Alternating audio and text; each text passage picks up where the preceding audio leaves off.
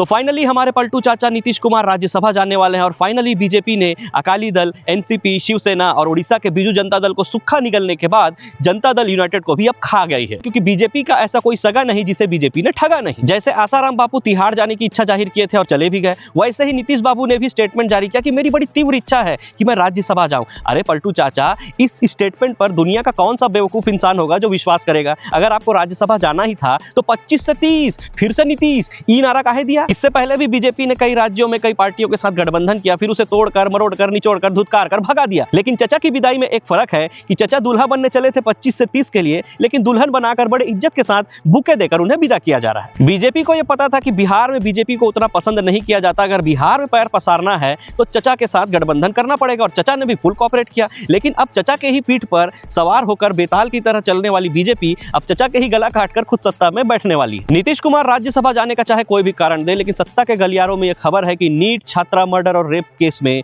नीतीश कुमार के बेटे निशांत कुमार का नाम सबसे ऊपर आ रहा था, और जिसकी सीबीआई जांच की मांग कर रही थी। अब सीबीआई किसके पास है? सीबीआई हमारे मोटा भाई के पास है। तो मोटा भाई को मिल गया रामबाण, और उन्होंने शायद नीतीश कुमार को ब्लैकमेल किया कि बेटा अगर तुम राज्यसभा नहीं गए इज्जत से तो तुम्हारे बेटे को जेल जाना पड़ेगा तबीयत से। और अब इसका नतीजा देखिए, जिस इंसान ने एक सिटिंग सीएम को एमपी बना दिया राज्यसभा का, उस इंसान का स्वागत एक मुख्यमंत्री जो अब राज्यसभा सदस्य बनने जा रहा है, बुके देकर खुले हाथ से हंसते हुए स्वागत कर रहा है। वाह मोटा भाई, रियली आप एक चाणक्य हैं। जितना दिमाग, जितना बुद्धि का प्रयोग आप किसी सरकार को गिराने, बचाने, कुर्सी इधर उधर करने में लगाते हैं ना, उतना दिमाग काश देश की विकास और भलाई के लिए लगाए होते। कसम से आपकी मैं बहुत रिस्पेक्ट करता। अब पुत्र मोह में नीतीश कुमार राज्यसभा में बैठेंगे और उनके पुत्र को मरी बची हुई पार्टी की कमान के साथ साथ एक मंत्रालय पकड़ा दिया जाएगा, और बीजेपी को जो चाहिए वो सीएम की कुर्सी मोटा भाई को मिल गई अपना रिमोट कंट्रोल बैठाने के लिए। लेकिन अब उस नीट की छात्रा का क्या, जिसके साथ बलात्कार हुआ, जिसकी हत्या हुई, उसका क्या? क्योंकि जिसे जो चाहिए था वो तो मिल गया, लेकिन उस नीट की छात्रा और उसके परिवार को जो इंसाफ और न्याय चाहिए था